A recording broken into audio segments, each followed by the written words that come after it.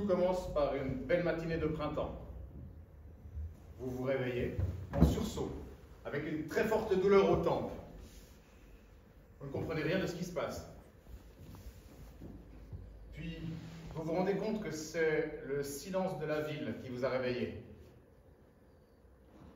Vous regardez votre réveil, il est 6h32, étrange, aucun bruit, rien. À 8h pile, vous vous levez. Vous partez pour aller au bureau. Dans la rue, il n'y a personne. Que des objets éparpillés. Vous attendez une bonne trentaine de minutes et l'autobus ne se montre pas. Et comme vous êtes un fonctionnaire discipliné et ponctuel, vous décidez d'aller au bureau à pied. Et c'est là que vous mesurez toute l'étrangeté de cette journée. Toutes les rues sont désertes. Toutes les voitures sont abandonnées. Quant aux immeubles, la plupart des portes et des fenêtres sont ouvertes. Mais aucun bruit ne parvient de l'intérieur. Et aucun geste ne traduit ou ne trahit une quelconque présence humaine. Les rues sont pleines d'objets jetés à la hâte. Dans la société où vous travaillez, toujours personne. Vous montez à votre bureau et vous attendez que quelque chose advienne. Mais rien ne se passe. Vous essayez de travailler un peu sur vos dossiers, mais le silence vous ronge les nerfs. Bon, finalement, vous prenez votre courage à deux mains, vous faites le tour des bureaux. Évidemment, pas un chat. Que des dossiers répandus par terre. Bon, au début, vous refusez de vous laisser intimider par l'évidence de cette situation absurde et vous continuez à remplir consciencieusement votre devoir jusqu'à midi. Vous sortez alors pour, comme d'habitude, pour déjeuner dans votre bistrot préféré. Le bistrot est aussi vide que les bureaux. Vous vous installez pourtant à votre table. S'agit-il d'un cauchemar collectif dont vous êtes le seul à vous échapper? Ou bien est-ce une farce monumentale, un complot qui unit contre vous toute la ville? Comme vous avez faim, vous passez derrière le comptoir pour vous préparer un sandwich, vous prenez aussi un demi, vous mangez tranquillement, vous posez 10 francs près de la caisse et vous retournez au bureau. Obstiné. Décidé à refuser ce jeu dépourvu de sens, vous travaillez consciencieusement jusqu'à 5 heures de l'après-midi. C'est sur le chemin du retour que vous vous inquiétez pour de bon. La ville semble totalement abandonnée. Il n'y a même pas un oiseau dans le ciel. Pas un chat, pas un chien, pas un rat. Le monde vous guette de sa fixité et l'air vous semble lourd de silence. Même les arbres ont quelque chose de glacé. Comme s'ils avaient voulu se déraciner pour s'en aller avec les hommes, mais qu'un reproche tacite de la nature les avait paralysés. Vous rentrez chez vous en courant, vous frappez à la porte entrouverte de votre propriétaire, il n'est pas là. Vous frappez à toutes les portes de l'immeuble, vous entrez dans tous les appartements, vous entrez dans tous les autres immeubles de la rue. Personne. Nulle part. Le soleil se couchera bientôt et une peur atroce vous envahit. Vous vous barricadez chez vous, vous ouvrez la radio, la télé, il n'y a rien à entendre et rien à voir. Le téléphone semble fonctionner. Vous composez le numéro de votre meilleur ami et personne ne décroche. Vous composez des dizaines et des dizaines d'autres numéros au hasard. Personne. Évidemment, ne fermez pas l'œil de la nuit. Vous attendez en écoutant le silence. Les jours qui suivent, vous comprenez qu'il n'y a rien à faire. Vous êtes seul dans la ville. Il va falloir vous organiser. Alors, vous commencez le grand nettoyage, d'abord par votre rue. Vous mettez dans des gros sacs en plastique tout ce qui pourrait pourrir. Vous parquez toutes les voitures, vous fermez toutes les portes et toutes les fenêtres. Ça vous prend environ 6 mois. En 2 ans, vous nettoyez toutes les rues. Le temps passe et vous vous habituez à la nouvelle normalité. Vous êtes enfin un homme libre et tout puissant. Vous avez accès à tous les secrets de la ville. Les week-ends, vous les passez dans les maisons de vos supérieurs, qui ne vous ont jamais invité chez eux. Vous découvrez leurs tiroirs secrets, leurs vices cachés. Vous lisez leurs lettres, vous fouillez dans leurs papiers, vous faites exploser leur coffre-fort. Et longtemps, vous essayez de garder, par une discipline rigoureuse, une certaine continuité avec le passé et avec vous-même. Tous les 15 jours, vous allez faire une visite à votre mère, absente, sans oublier de lui apporter chaque fois un gâteau. Et surtout, vous continuez d'aller au bureau pour travailler. Mais parfois, vous ne pouvez pas vous retenir de casser quelques vitres pendant votre promenade habituelle de l'après-midi. Il vous arrive même de sillonner en voiture les rues de la ville, de rouler jour et nuit en riant et de crier jusqu'à l'épuisement des mots incompréhensibles. Quand une maison vous fait peur, vous la condamnez tout de suite à mort, en couvrant ses portes et ses fenêtres avec des planches. Dans le parc municipal, vous avez commencé de grands travaux. Vous voulez le couper en deux, par une large avenue qui portera votre nom. Puis, une nuit, un téléphone sonne dans l'appartement d'à côté. Vous sautez du lit, vous courez comme un fou, vous décrochez. À l'autre bout du fil, on crie « Alerte !» et on raccroche. Vous ne voulez penser à rien. Vous ne voulez tirer aucune conclusion. C'est d'ailleurs cette discipline de l'autocensure qui vous a gardé en vie tant d'années. Il a maintenant un sourire bestial qui ne quitte plus votre visage. Les téléphones sonnent de plus en plus souvent dans la ville. Vous les entendez partout.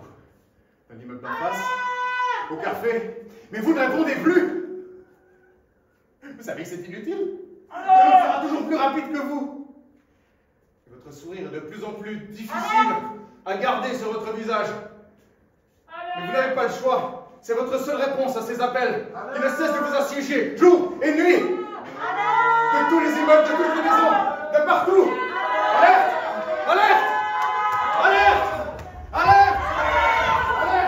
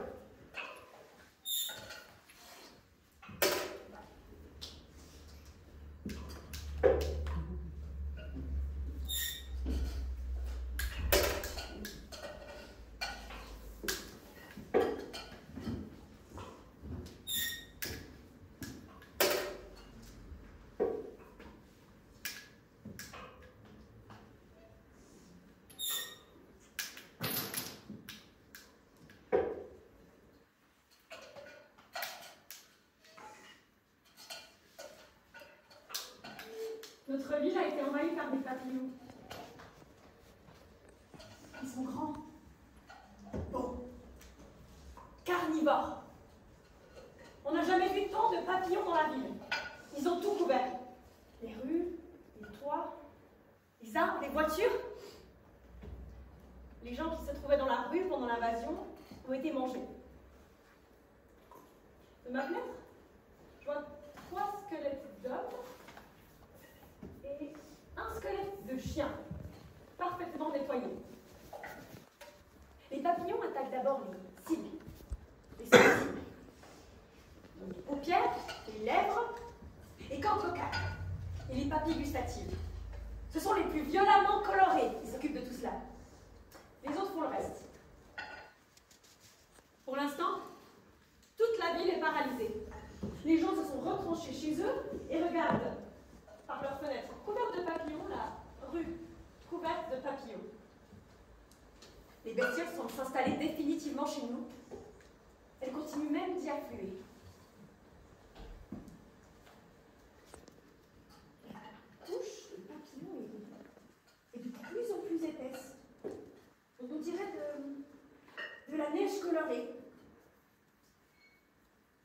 Notre armée n'a rien pu faire contre les papillons. On a dû s'habituer à eux. On s'est finalement rendu compte que les papillons n'attaquent que les êtres vivants qui font des gestes brusques. Si on bouge très lentement, les papillons ne remarquent pas. Ils restent tranquilles et meurent en silence.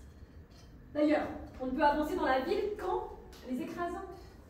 Comme ils sont extrêmement fins, presque transparents, les papillons écrasés se fondent doucement dans leur propre matière réduite en poudre. La vie de la ville continue dans un ralenti total. Pour aller de l'autre bout du couloir, Monsieur le Général met environ une demi-heure. Pour aller au premier étage, presque 2 heures. À cause de tout cela et de notre pensée ralentie, on se parle au rythme d'un mot par jour. Et quand nous faisons l'amour, tout va tout aussi lentement.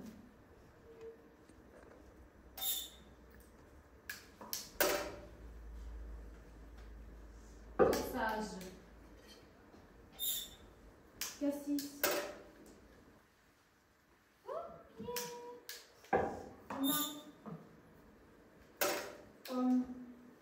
Téléphone. Service. Bon. Couverture. Livre. Castor. Papillon. Corsage.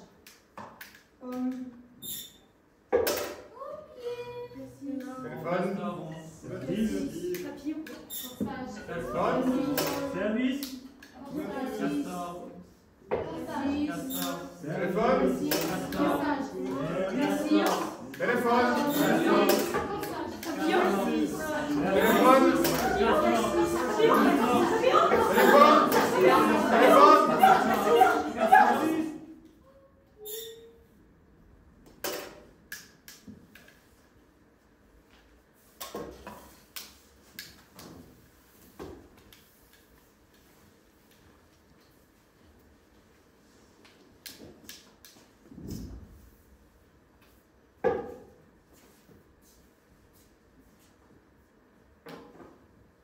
Tout le monde se dispute, sauf nous.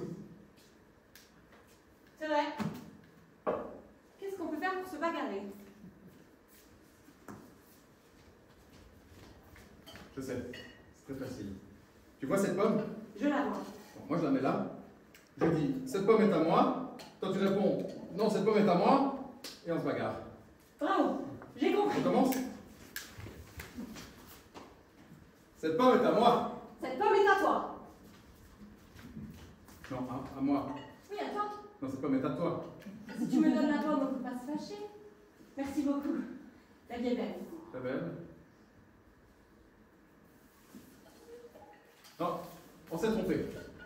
Recommençons. D'accord. C'est toi qui commences. D'accord. Cette pomme est à moi. Non, cette pomme est à moi. D'accord, elle est à toi. Merci beaucoup. La vie est belle. Très belle. C'est pas pas possible. possible. Et maintenant qu'on a mangé la pomme, il faut qu'on trouve un autre sujet de discorde. J'ai une idée. Oui? Toi, tu te mets comme ça, tu t'en la joues. Moi, je te donne une gifle. Tu te fâches et on se bagarre. Bravo. On y va? J'ai compris.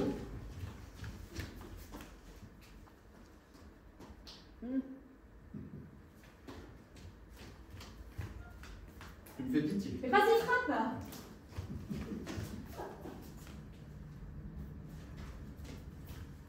Tu me fais vraiment pitié. Vas-y, casse-moi une dent.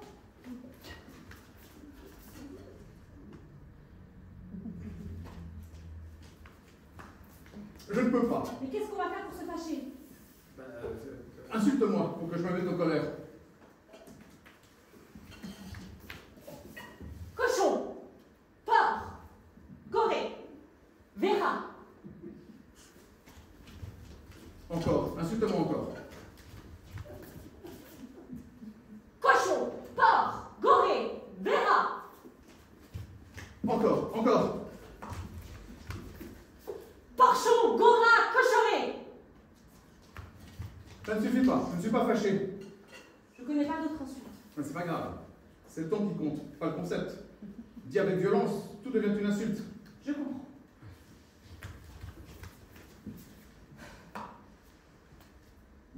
Bicyclette verte, pommes frites, saucisson sec, cravate, télescope, microscope, tomate, cerise, bouton, arbre, arbuste, lapin,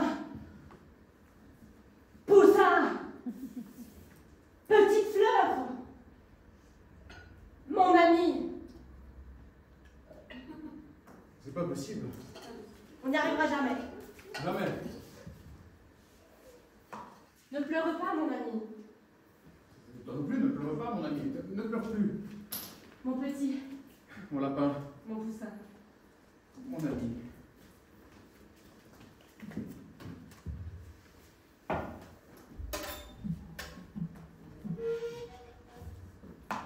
Si je veux être seule, je m'arrête. Je sors la craie noire de ma poche et je trace un cercle autour de moi. Dans mon cercle, je suis à l'abri. Personne n'a ni le droit ni le pouvoir de m'adresser la parole si je me trouve dans mon cercle. Personne n'a ni le droit ni le pouvoir d'y entrer, de me toucher, ni même de me regarder trop longuement. Quand je suis dans le cercle, j'entends plus les bruits de la rue, les vagues de la mer, ou même les cris des oiseaux. Je peux rester sans bouger aussi longtemps que je veux. Rien de ce qui se passe autour de moi ne m'intéresse plus. Le cercle m'isole du monde extérieur et de moi-même. C'est la félicité totale. C'est la paix. À l'intérieur du cercle, on ne sent plus ni le froid, ni la faim, ni la douleur. Le temps s'arrête, lui aussi. On plonge dans l'abstraction comme dans un rêve protecteur. On devient le centre du cercle. Depuis que le cercle a été inventé, le monde va mieux. Il n'y a plus ni guerre, ni famine, ni catastrophe. La criminalité a baissé. Dès qu'on est pris de nausée, on s'entoure d'un cercle. Dès que quelqu'un nous embête, on entre dans le cercle. On ne peut jamais être à deux à la fois dans le même cercle. Un cercle pour deux, ça n'existe pas, et on est sûr que ça n'existera jamais. Depuis, l'aspect de la ville a totalement changé. Les cercles sont partout. Il y a des gens qui aiment s'installer tout simplement sur le trottoir ou au milieu de la rue, en s'entourant du cercle. Il y en a qui n'en sortent plus, des jours et des jours durant. Dans les grandes salles d'attente, sur les places publiques, dans les gares, on ne voit que des gens recroquevillés, que l'on dirait oubliés dans leur cercle. Tout ça nous a apporté beaucoup plus de silence et de propreté. Aujourd'hui, on sait qu'on n'a même plus besoin d'une craie pour tracer son cercle autour de soi. Le cercle peut être dessiné avec n'importe quoi. Un bout de crayon, une pointe de couteau, une aiguille, un rouge à lèvres, et même avec l'ongle. Tout le monde sait que le cercle représente la panacée de tous les temps. Voilà la fin du millénaire et plus aucun homme n'est malheureux. Les études montrent que les habitants de la ville passent plus de 100 jours par an dans leur cercle. On a déjà procédé à un recensement de ceux qui n'ont plus quitté leur cercle depuis 5 ans, 10 ans, 20 ans. Sans doute ont-ils pris goût à l'éternité. Mais je ne laisse pas de m'inquiéter des bruits qu'on a fait courir dernièrement dans la ville. On dit que les cercles cachent quand même un piège. On y entre parfois pour ne plus sortir. On parle de gens enfermés dans leur cercle à leur corps défendant. On prétend que ceux qui vivent dans leur cercle depuis 10 ou 20 ans en sont en réalité les prisonniers. On dit aussi que depuis un certain temps, les cercles n'obéissent plus aux hommes. On dit qu'il y a beaucoup de gens qui, une fois encerclés, découvrent qu'ils ne peuvent plus rouvrir leur cage.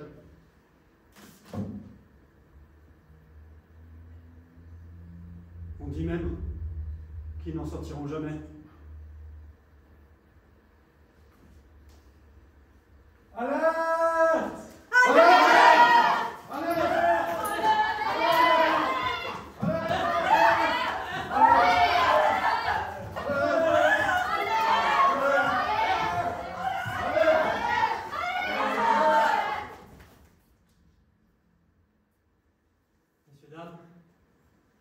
Je vais vous raconter une histoire. Il était une petite fois,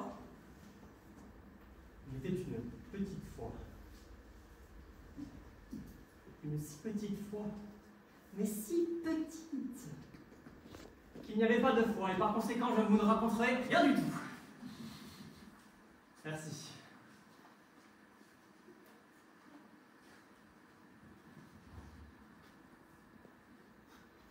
Alerte! Alerte!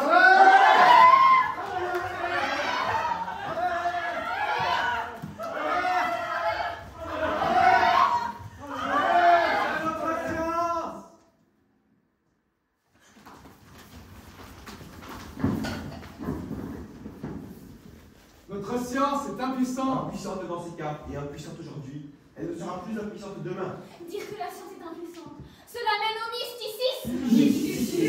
Ce qui rébrouille par le corps médical, les chimistes, les physiciens, ainsi que par l'administration et les comités d'hygiène. Ce n'est pas le mysticisme qui a retrouvé les rues de cadavres. De dizaines de milliers de cadavres. La science non plus d'ailleurs. Ils sont morts parce qu'ils n'ont pas suivi les préceptes de l'hygiène. L'enseignement médical, aussi bien que l'enseignement d'hygiène populaire, est mal conçu. L'administration de la ville doit être mise en cause. On devrait arrêter tous les membres du conseil municipal. Il faut les juger et les condamner à mort. Eh bien, pour beaucoup d'entre eux, ce n'est plus la peine. Ce n'est pas à cause de l'ignorance que l'on meurt. Seriez-vous partisan du mysticisme? Si, on meurt par ignorance. Personne ne mourrait si on suivait les préceptes de la médecine. Théoriquement, ne meurent que les personnes qui relâchent leur vigilance et meurent sans le savoir.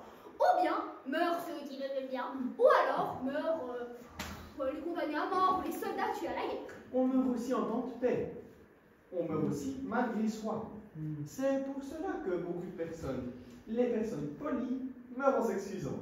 On meurt quand on veut bien mourir, mais ce vouloir bien est un vouloir complexe.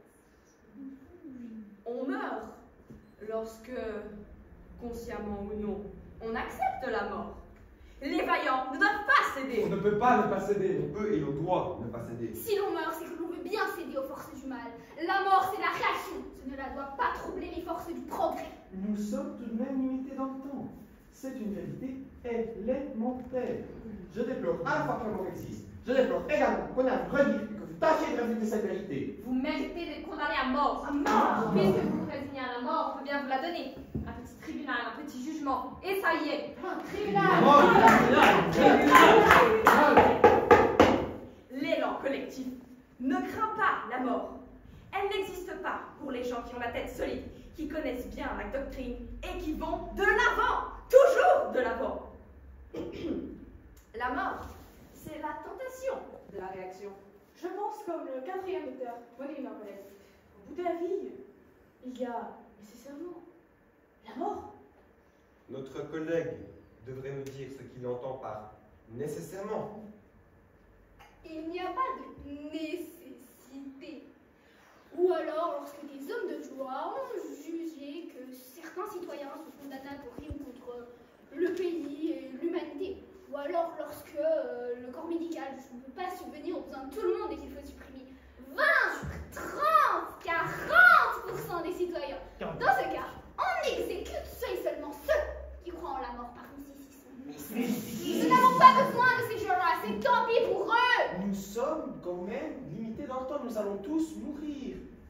Nous sommes tous en sursis. Prouvez-le.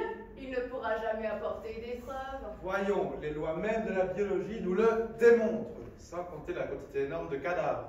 Tous ceux qui sont morts accidentellement de vieillesse ou maladie. L'enseignement et la pratique vous ont bien appris cela. On ne meurt pas quand on est imbu de science, quand on a en tête la théorie et la pratique de la doctrine. Vous faites bien de le redire. Ainsi, vous soutenez, messieurs et mesdames, que des centaines de milliers de personnes sont mortes par ignorance, par mauvaise foi ou parce qu'elles n'arrivaient pas à croire en la vérité de la doctrine? Nous pouvons l'affirmer. Ils ont été sensibles à la propagande adverse. Ce furent des victimes. C'est à cause de la propagande adverse que notre science n'est pas assez puissante. Ils auraient dû nous croire. Hélas, ils ont une autre croyance.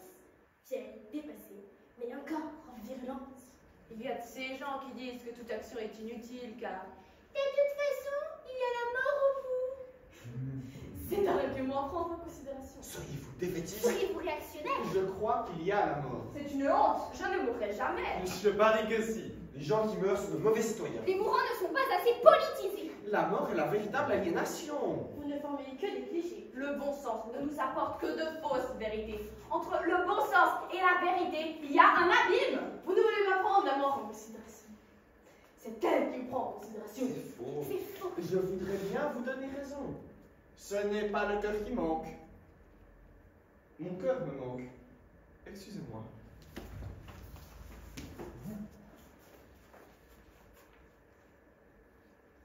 Il est mort. Cela n'étonne pas. Ça ne m'étonne pas non plus. Pas pour les mêmes raisons. C'est de sa faute, c'est qu'il l'a bien voulu. Il donne un bien mauvais exemple. La mort n'est pas la règle, c'est l'exception. Le mauvais exemple est contagieux. La foule des vivants est assez bête pour suivre les mauvais exemples. Nous saurons l'éclairer. C'est la maladie qui est contagieuse. Oui. Excusez-moi. Je m'excuse. Je m'excuse aussi. Vous voyez? Vous voyez? Vous voyez? Vous voyez? Vous voyez? Donc qu'est-ce qu'ils méritent? Leur croyance en la mort les a tués.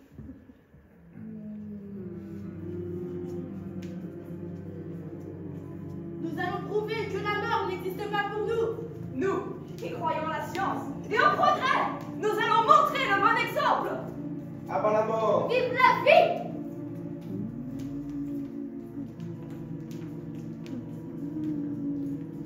Ne tombez pas, ne tombez pas. Ne tombez pas! Mais voyons! Mais ne tombez pas, voyons! Je ne tombe pas! À table.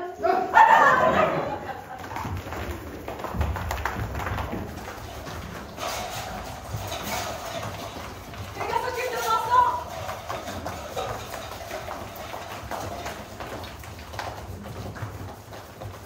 Suivant. Suivant. Merci. Suivant. Merci. Suivant. Merci. Suivant. Suivant. Suivant. Merci. Suivant. Merci. Suivant. Merci. Suivant. Merci. Suivant. Merci. Suivant. Merci. Suivant. Merci.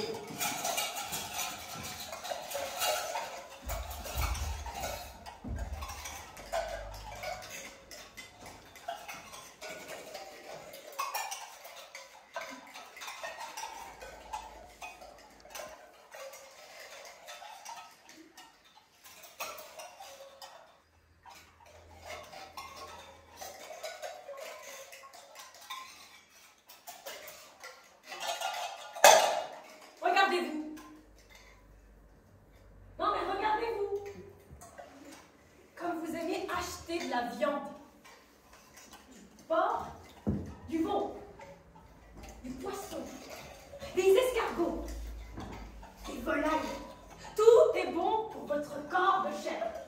Nous ne sommes que de la chair qui digère de la viande. Nous vivons dans un univers de chair. Je n'ai aucun doute là-dessus. Tout est chair. Quand me suis-je rendu compte, pour la première fois, qu'acheter de la viande était mon seul vrai plaisir? Enfant, j'aimais déjà regarder les étalages des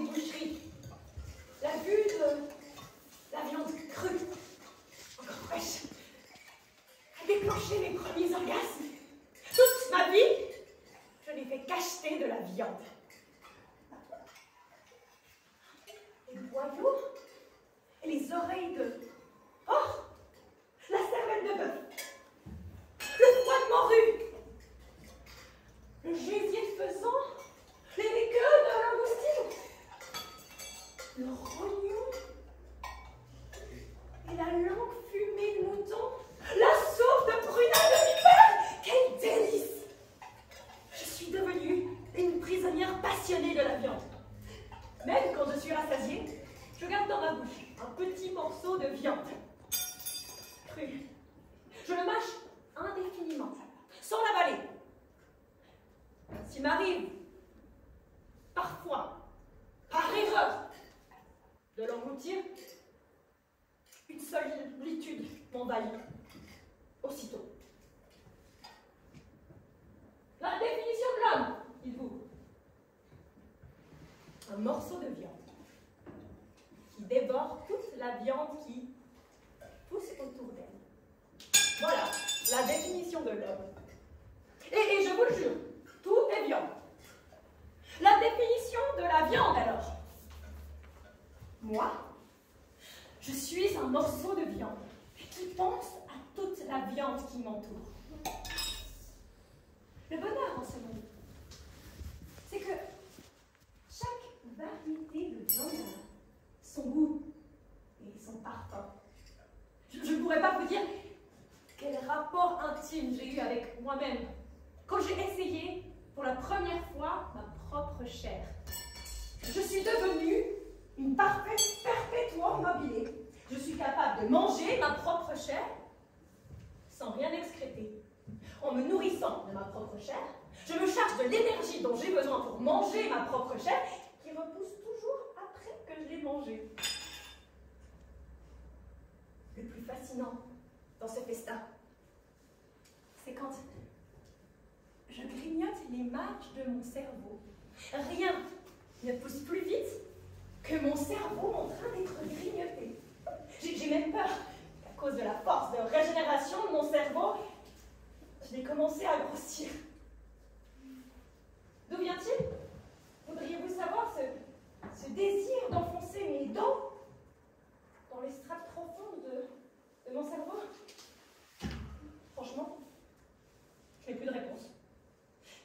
Il y a peut-être quelque chose qui m'attire dans le cœur même de mon cerveau et où je veux enfoncer mes dents. Et malheureusement, il pousse plus vite que je le mange. Ces couches de protection se gonflent pendant que je les dévore et j'ai toujours l'impression d'être repoussée par une force dont je ne devine pas l'origine. Me voilà cachée dans ma chambre. Une sphère géante, entourée d'une bouche qui fait corps commun avec les murs de ma chambre. Encore quelques jours. Et sans doute, la pièce explosera-t-elle à cause de mon cerveau gonflé comme une patte qui lève. J'entends déjà le plafond craquer. Et il me semble que les voisins d'en haut descendent l'escalier du bâtiment en courant. Je ne pourrais pas vous dire comment tout ça est arrivé. J'ai toujours été si aimable, si calme. Et j'ai toujours cru avoir un penchant plutôt pour la discrétion et pour la solitude que pour les engloutissements, explosions incontrôlées et l'engloutissement de la rue dans laquelle j'habite. Encore un peu. Et cette avalanche carnivore, qui est le combat de ma bouche contre mon cerveau, engloutira toute la ville. Mesdames, messieurs, je vous en conjure, ne me laissez pas seule. Faites quelque chose. Y a-t-il vraiment personne pour m'arrêter? Joyeux anniversaire, joyeux anniversaire. Non, ça les plomb.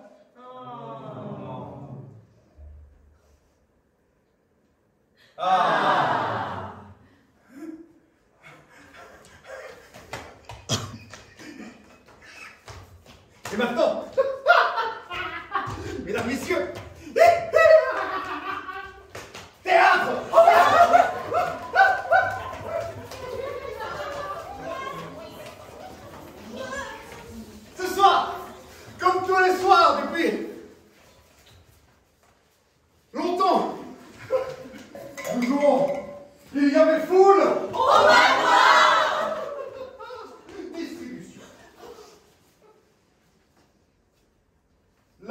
femme de chambre.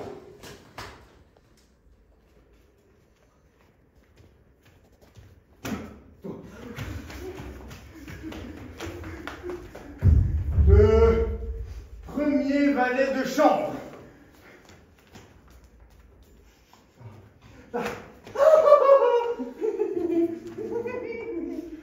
Et aussi, le deuxième valet de chambre.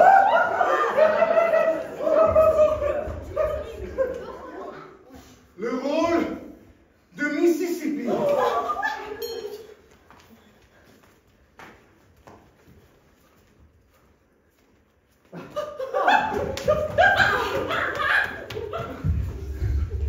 Le détective du bois du pont. Moi.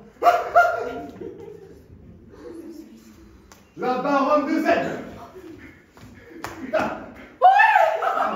Et la mise en scène. La mise en scène. Yes! Allez, tout le monde range, je veux plus rien voir, mais passez et vous rangez. Allez, plus vite que ça.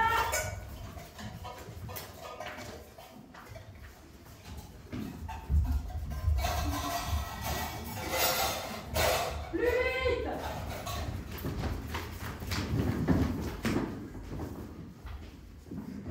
Accordez-vous.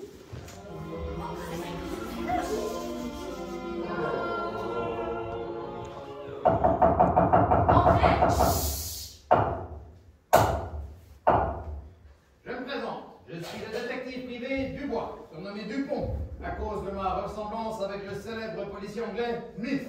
Qui ça? Smith. Santé. Les raisons de ma présence ici sont mystérieuses, autant que mystérieuses. Mais vous les connaîtrez plus tard. Je n'en dis pas plus, je me tais. Motus. Qu'il me suffise de vous indiquer que nous nous trouvons, par un beau soir de printemps, dans le manoir du baron de Z. Comme quoi? Comme Zéphyr. Comme quoi? Comme Zèbre. Comme quoi? Comme ça suffit. Cela pourrait vous mettre sur la voie. Comme vous pouvez l'entendre, le baron et sa charmante épouse donnent ce soir un bal somptueux. La fête bat son plein. Il y a foule au manoir. C'est le titre. Il y a foule au manoir. Il y a foule au manoir. Vous avez remarqué? Le bruit du bal s'arrête net quand je me mets à parler. Quand je me tais, il recommence. C'est prodigieux. Vous voyez? Vous entendez? Quand je me tais, cela recommence. Quand je recommence, cela se tait. C'est merveilleux. Ça suffit. Mais assez causé. Je suis ici pour accomplir une mission périlleuse. Quelqu'un sait qui je suis.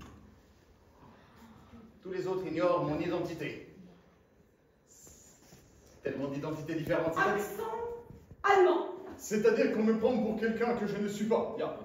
Le crime, car il y aura un crime, n'est pas encore consommé. Et pourtant, moi, le détective, je me trouve déjà, chose étrange, sur les lieux mêmes où il doit être perpétré. Pourquoi? Vous les saurez plus tard. Mais je vais aller rejoindre incognito la foule étincelante des invités.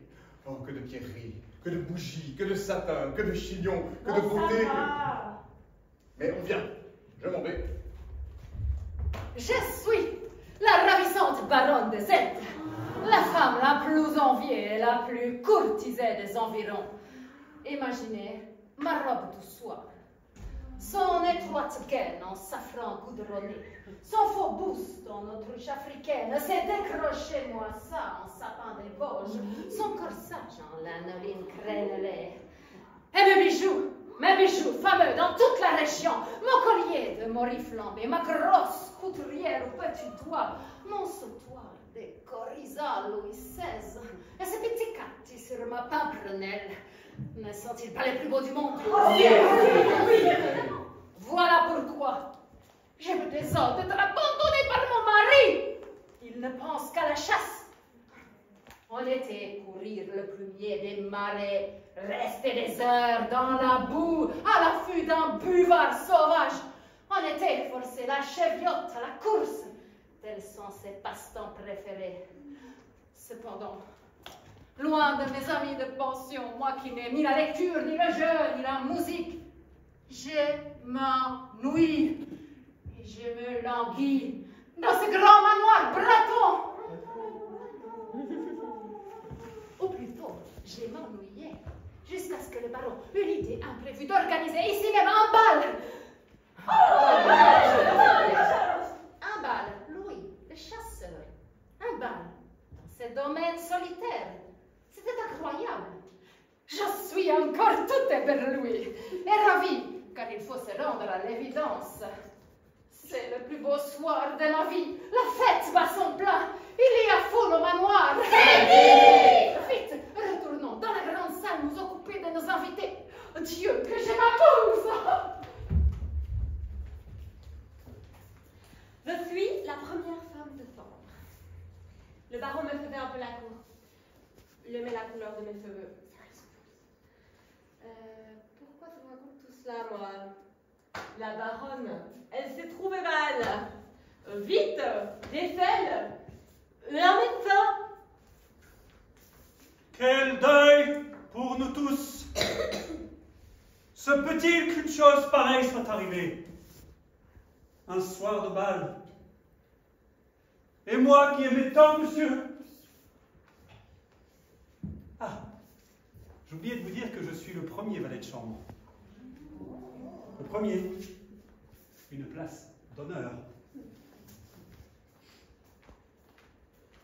La deuxième femme de chambre. Elle est là. Florence n'est pas là. Non.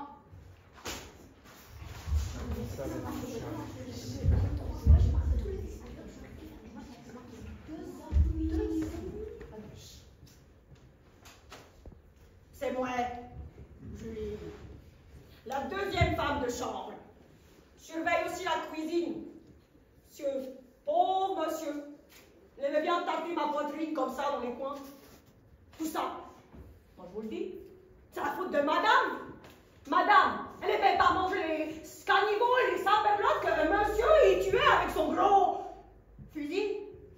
Alors, moi je vous le dis, ça lui a tapé sur le système à cet homme. Je suis aussi le deuxième valet de chambre. Je ne suis peut-être que le deuxième valet de chambre du manoir. D'accord. J'en sais plus long que beaucoup d'autres. Il y a longtemps que je me doutais de quelque chose. Voilà. Je ne voulais rien dire à personne. C'est pour ça que personne ne savait rien.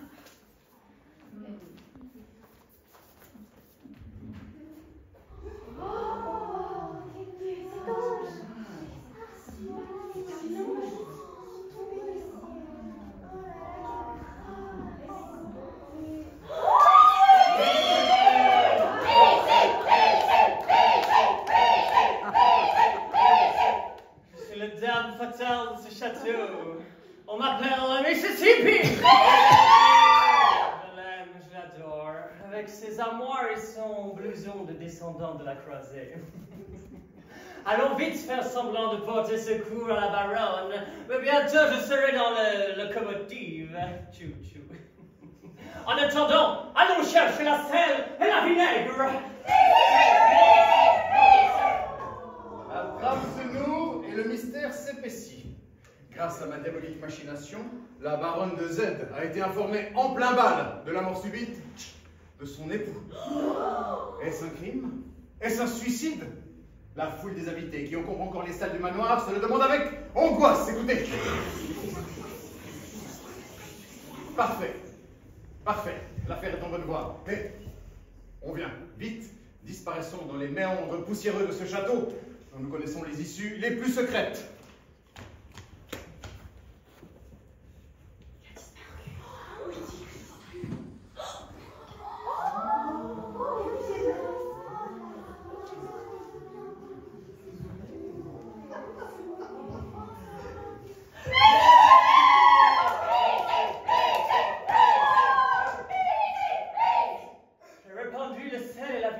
pénètre dans le sein de la chambrière pour en chatoyer les naseaux de la baronne.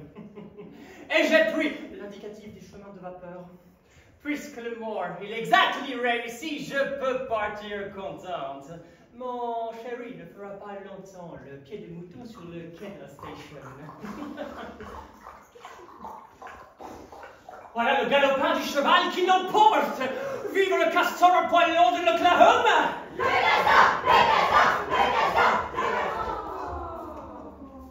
Cette demoiselle américaine a bien mauvais genre. Hélas, monsieur avait un faible pour elle. Elle venait toujours se frotter de lui. Quelle horreur! Et moi, il me fallait brosser la poudre de riz qu'elle laissait sur les habits de monsieur. Dommage! Un si gentil monsieur.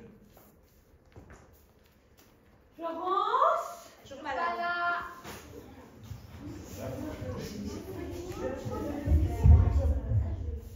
Qu'est-ce qu'elle veut que je fasse encore? De ce vinaigrier et de ce saillet, ce pécole. Non, allons donc. Ça veut faire du zèle? Sa petite gueule me revient pas. Oui, vous me croirez si vous voulez. Mais j'y crois pas un mot à cette histoire. Monsieur, étendu, mort, dans le bec. Allons donc, lui qui était bien vivant, il n'y a même pas une heure. Et puis, c'est qui l'a vu traîner le cadavre? Un petit gosse qui a été traîné de ce point du château, on ne sait pourquoi, et qui a pris peur en voyant un homme étendu par terre. Allons donc. Qui c'est? C'était peut-être dans des invités qui prenaient le frais. Et qu'est-ce que c'est cette histoire de chapeau de forme enfoncé sur la tête? Est-ce qu'on s'y prend comme ça pour tuer le monde? Ou pour se suicider soi-même? Allons donc! Je ne comprends rien à rien. Il n'y a rien. D'accord. Mais, quand il y a quelque chose, alors là, je comprends. Seulement, vous croyez peut-être que je sais. Oui. Eh ben non, je vous dirai rien. Rien de rien. Est-ce que j'ai rêvé? Pendant que je partais chercher le médecin, j'ai cru voir dans le corridor mal éclairé la silhouette de monsieur le baron. Ouais. Ou en tout cas de quelqu'un qui lui ressemblait étrangement. Un homme, en habit, qui s'est glissé le long des murs et a semblé disparaître dans la tapisserie. Tout cela est à vous rendre fou, hein? Quelle nuit, Seigneur? Quelle nuit? Non, merci, laissez-moi, je veux mieux. Je veux rester seule un moment et réfléchir à ces étranges circonstances. Quelle soirée, quelle série de coups de théâtre. Et comme un fragile bonheur a tout fait de s'effondrer sous la main cruelle du destin.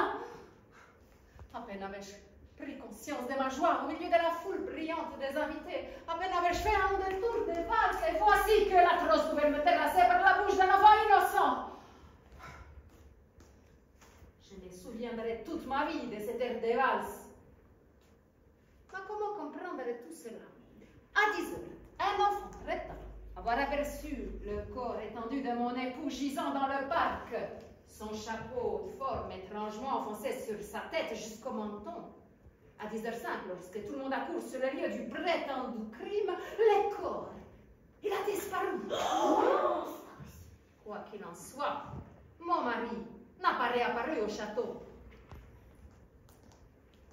Mais qui aurait eu intérêt à l'assassiner? Lui, si riche et si confiant. D'autre part, pourquoi se serait-il suicidé, lui qui aimait tant chasser? D'autre part, dois-je prendre en compte la parole d'un enfant qui a pris peur? Oh, ces animaux me tuent. Oh, ma pauvre tête me fait mal. La testa mi fa male. La testa mi fa male. Me l'aveva detto di non sposare un uomo con infedele. Qui a crié? Ah! C'est mieux! Le cadavre! Oh! Là! Un pendu!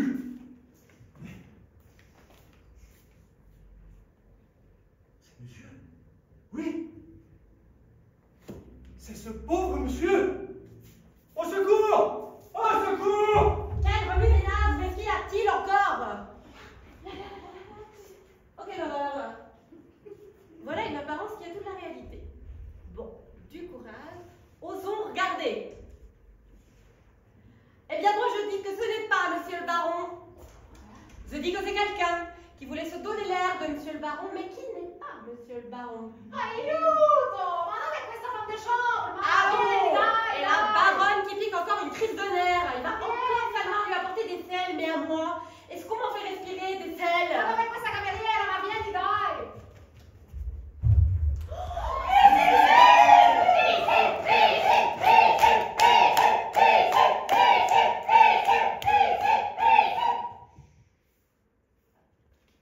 Bien le bonjour et gratitude, monsieur le fait-tout. Le vrai baron, il est déjà loin. Je me croise avec lui cette nuit dans le port de Brest. Vous recevrez votre chèque dans le pigeon voyageur. Adieu. Adios. Goodbye. Wow! On ne peut imaginer la quantité de poussière qui s'accumule dans un placard du vieux château, surtout lorsqu'il communique avec un escalier dérobé qui n'a pas été ouvert depuis les croisades. Ça m'apprendra à jouer aux fantômes. Tant pis, ou tant mieux, pendant que je me morfondais, étouffant sous le chapeau du crime, le baron a gagné le large, bientôt suivi par sa dulcinée, l'intrigante américaine. Crime ou suicide, peu importe. De toute façon, la mort subite de ce pauvre baron restera ancrée dans l'esprit de tout le monde. Certains, même, auront bel et bien aperçu le cadavre mystérieusement transporté dans un placard par une nuit sinistre de grand vent. Que faut-il de plus pour recommencer une vie ailleurs quand on est un gentilhomme, amoureux et ivre de liberté, et pour aller chasser le castor à poil long de l'Oklahoma? Telle est la machination imaginée par le baron pour fuir à jamais avec Mississippi, emportant ses lingots d'or dans sa valise et laissant une veuve inconsolable. Vous exagérez. Mais à notre tour, fuyons, nous avons gagné la partie. Pourvu que mon chèque me parvienne. Je n'ai pas très confiance dans les pigeons voyageurs.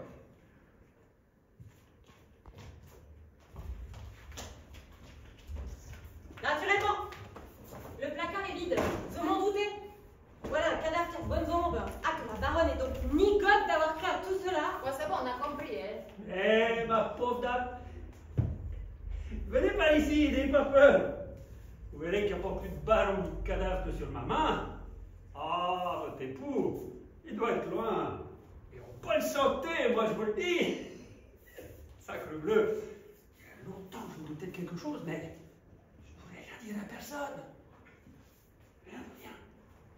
Tel fut mon seul jour de bonheur. Il a sombré dans les mystères et la solitude. Toute ma vie, je me souviendrai de cette soirée où il y avait foule au manoir.